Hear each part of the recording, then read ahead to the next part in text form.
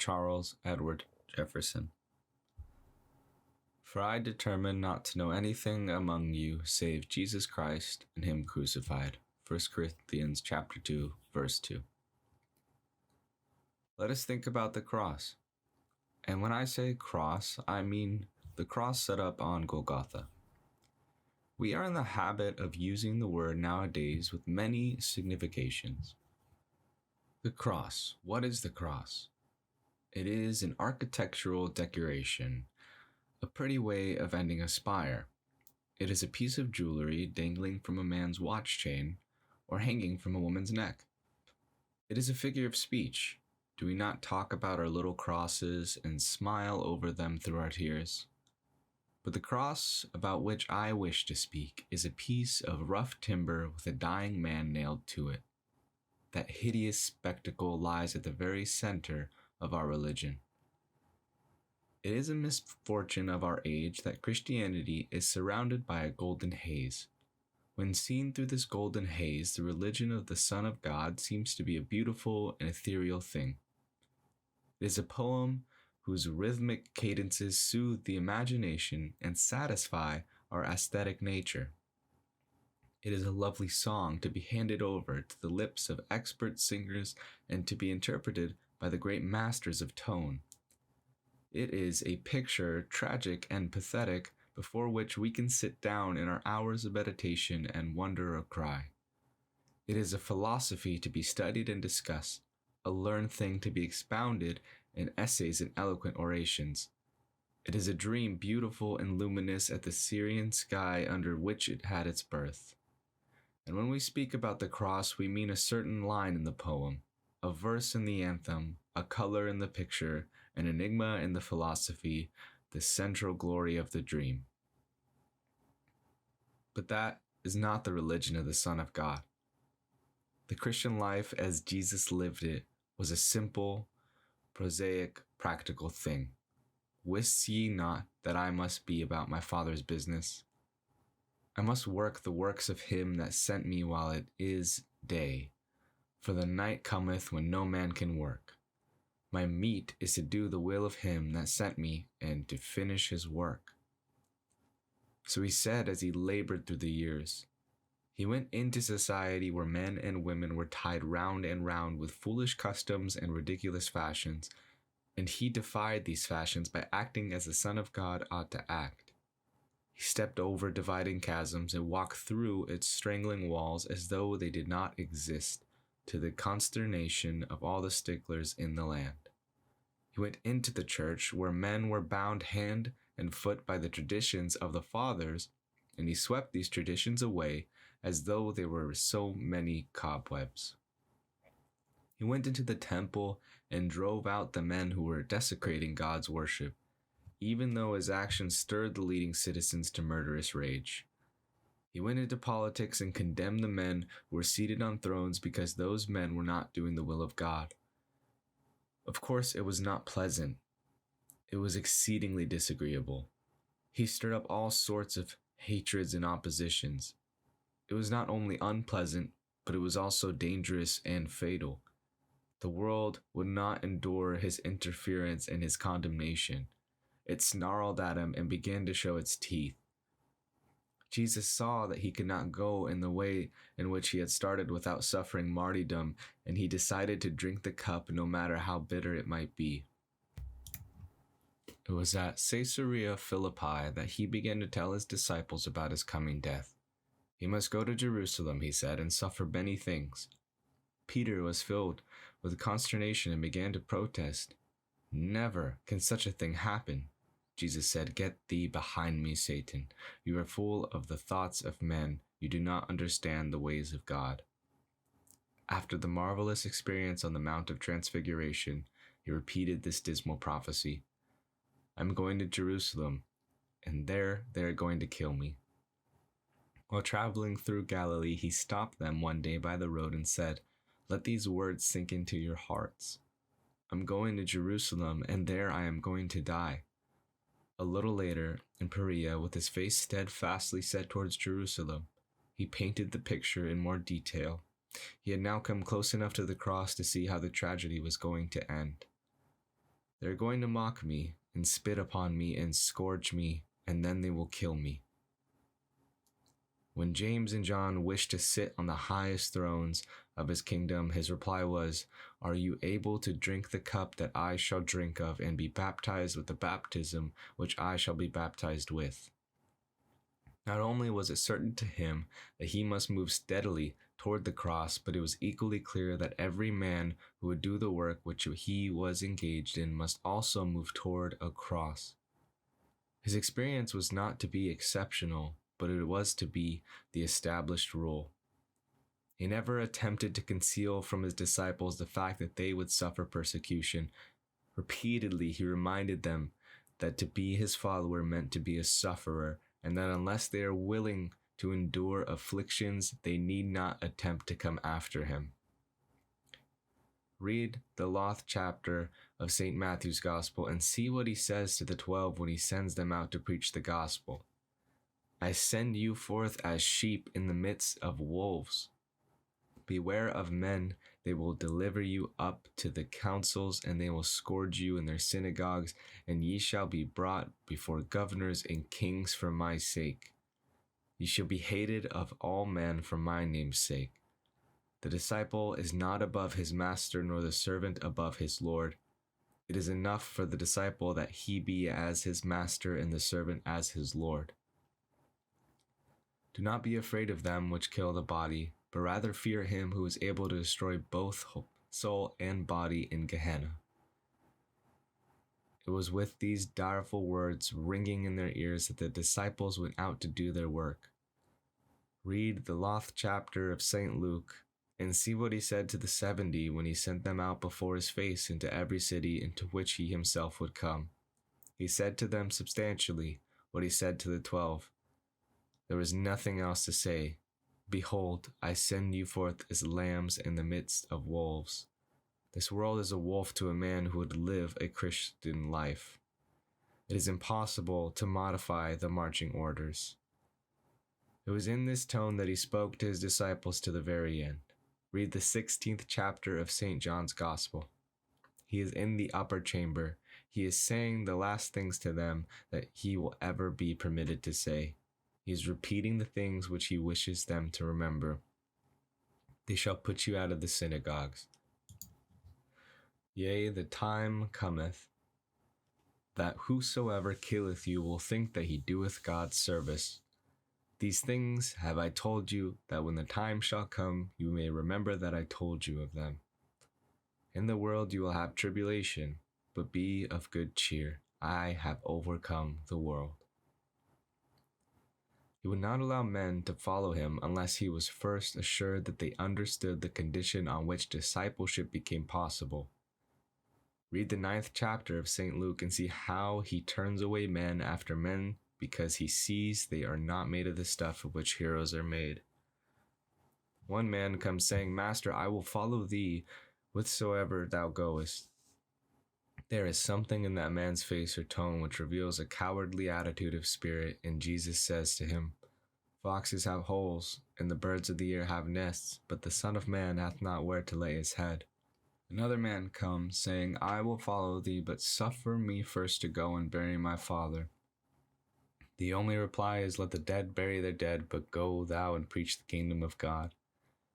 A third man comes, saying, "Lord, I will follow thee, but let me first bid them farewell which are at home at thy house."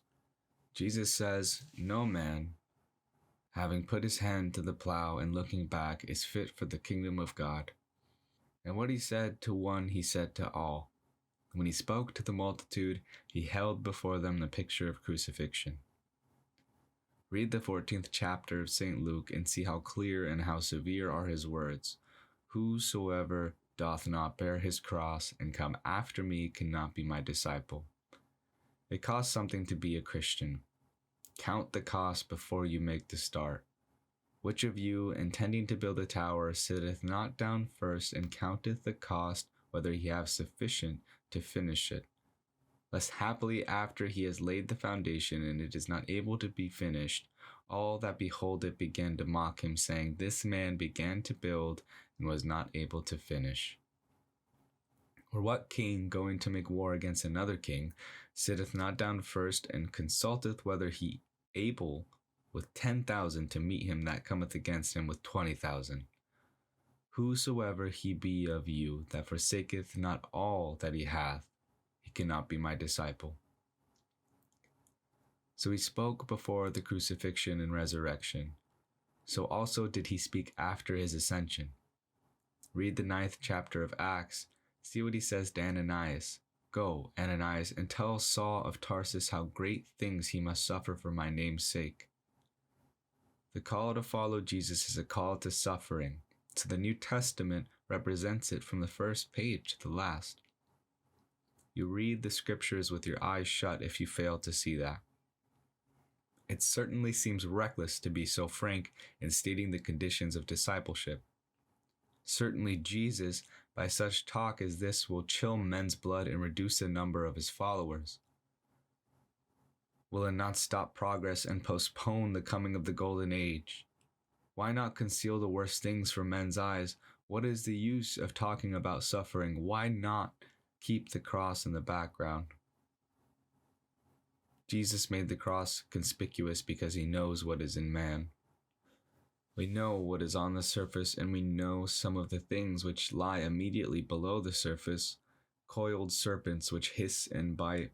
We have heard them hiss and felt them bite, and knowing these things, we should never dare to speak to men as he spoke to them. We should not venture to make such tremendous demands on them, nor to subject the human spirit to such a great strain. Jesus comes to men talking about the cross because he knows what is in the human nature down deep in the silence and darkness of the soul. He knows that down in the abysmal depths of the heart there is that which responds to high demands and which is capable of daring and enduring all things. This is the glory of the Christian religion, that it appeals to the deepest that is in us. Whenever we get sick of our frivolous and superficial living, Christianity offers us rest by calling us to a life that is serious and high. We always make a mistake when we represent the Christian life as something that may be luxurious and easy, commonplace and prudent. How many times Christians have urged others to become followers of Jesus in order that they might be happy. Oh, be a Christian. You do not know how happy you will become. How different that sounds from anything to be found in the New Testament. When did Jesus say to any human being, "Follow me, and through all the days you are certain to be happy"? Again and again, Christians have urged young people to be followers of the Lord in order to please their parents or friends. Why not be a Christian? It will please your mother. All your friends are Christians. Why not join them and be a Christian too? How far below the level of the New Testament such an exhortation is. How many times we have heard it, "Oh, be a Christian, save your soul. Do you not want to be saved? Think what an awful thing it is to be lost. If you will only become a Christian, then you will save your soul from hell." How foreign all that is from the tone of the New Testament that appeals to a man's selfishness. The New Testament talks in a different tone and speaks with a grander accent. Be a Christian in order that you may help save a world. When Jesus met those young men on the shore of the Sea of Galilee, he did not say to Peter and Andrew and James and John, "Follow me, young men, and I will make you happy," or "Follow me, and I will save you from destruction." He spoke in a manlier tone than that. "Follow me, and I will make you fishers of men." Get off your snug little Sea of Galilee and venture out upon the ocean where storms are tremendous and vast interests are in danger. And whenever throughout his life he succeeded in getting men to come to him, he immediately said, "Go preach the gospel. I send you like so many sheep into the midst of wolves." That is what it is to be a Christian, to throw oneself into the hard, rough work of bringing this world back to God. That is the appeal, and the only appeal that goes deep into a man's soul. That is the appeal which Christianity brings to the young men of America. Young men, be Christians, not in order to be happy, not in order to please your friends, not in order to save your soul, but in order to redeem your city, strengthen your nation, in order to bring a world back to God. Whenever Christianity is preached in its simplicity and truth, it develops heroism and produces a company of heroes. Within the last few months, we have seen it written in many magazine and paper that wars are necessary in order to develop heroic virtues. Without war, it is said, humanity sinks back into effeminacy and sloth and cowardice. Unless several times in a century a nation is called to fight upon a battlefield, the young men become luxurious and lose the highest qualities of robust manhood. There is no doubt that war gives opportunity for the display of heroic qualities, but war is not necessary so long as there is in the world the Christian church. Military heroism is only one form of courage, and not the highest form. The courage demanded in times of war is the courage that is common even among savage nations. It is the lowest form of heroism. It was developed thousands of years ago to a perfection beyond which it is impossible for human nature to go. Barbarians can be as brave as the most highly civilized on the battlefield, and America does not have a man today braver than many an Indian who roam through the Manhattan forests. How is it possible to secure a bravery passing the bravery of the Indian? If a man is willing to endure the most excruciating sufferings without a whine or a groan, if he will face death with contempt and meet it with a laugh, if he will allow his body to be burned without a cry and will allow his heart to be cut out without showing a trace of suffering, how is it possible for human nature to go beyond the heroism of the savage? There is not a general nor a private in any of the world's armies today who has a whit more courage than you possessed by the fighting barbarians on 5,000 years ago. In physical courage, the world has made no progress since the dawn of human history. This physical courage is a good thing, and it must be perpetuated, and it is worthy of our admiration. The world could not progress without it, but there is another form of courage which is even higher, and that is moral courage, the courage that dares to do one's duty in the times of peace. Christianity introduces us to a state of war. According to the Christian religion, the whole world is a battlefield, and we are all called upon to be soldiers. St. Paul, in writing his letter to the Christians of the first century, constantly used the metaphors and imageries of war. He was always urging man to put on the whole armor of God in order that they might stand. He called them to a tremendous conflict, but he reminded them that the weapons of their warfare were not carnal. We are not wrestling against flesh and blood, but against the principalities, against the powers, against the world rulers of this darkness, against the spiritual hosts of wickedness in the heavenly places. It was Paul's proudest boast, "I have fought the good fight." To his beloved son Timothy, his exhortation was, "Endure hardness as a good soldier of Jesus Christ." Unless a man is willing to suffer, he cannot be a soldier of the cross. Never since the world began has there been a greater opportunity for heroism offered to young men than is offered to the young men of America today. We have made marvelous material progress, but moral progress has not kept pace with our progress in material things. Everywhere, the world is crying out for men. The social world is full of frivolity and foolishness, and the atmosphere needs cleansing by the spirit of heroic souls. The political world is sordid and corrupt, and giant evils must be beaten down by the strong arms of heroes. The commercial world is full of selfishness and dishonesty, rapacity and cruelty, and the only men able to redeem it are men who have the mind and heart of Jesus. The religious world is full of formalism and hypocrisy, and the church's need today is always high-minded, stout-hearted men. Here is the opportunity to work and suffer. No man can be a Christian even in the 20th century without risk and loss. We are not in danger now of being cut to pieces by the knives of savages, but words are daggers and cause more suffering than drawn swords do. Bullets kill, but words lacerate and leave the heart bleeding. Popularity is as sweet today as it has ever been, but popularity is something we must be ready to part with at any hour.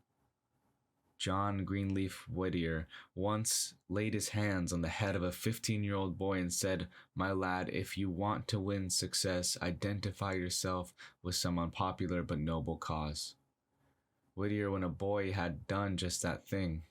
He had identified himself with the anti-slavery cause. He had suffered many things because of his convictions, but in his old age he had the joy of seeing the world come round to where he stood. At the end of the day, he wore a crown. Young men, never run away from an unpopular but noble cause, no matter what men around you are saying. Most men simply repeat what they read or what they hear. They do not think. They do not read the future. Identify yourself with a noble cause, and no matter what the world says today, by and by humanity will come round to where you stand. It may cause you suffering for a little while, but your light affliction is but for a moment. Without such suffering, humanity cannot advance, nor can you be worthy follower of the Son of God. It is a faithful saying, for if we be dead with him, we shall also live with him. If we suffer, we shall also reign with him. Let this mind be in you, which was also in Christ Jesus, who being in the form of God, counted it not a prize to be on an equality with God, but emptied himself, taking the form of a servant, being made in the likeness of men, and being found in the fashion as a man, he humbled himself, becoming obedient even unto death, yea, the death of the cross. Behold, down, down, down, up from the pit of humiliation, there comes the exhortation, "Follow me." And down from the heights of his glory there falls the great promise, "To him that overcometh will I grant to sit with me in my throne."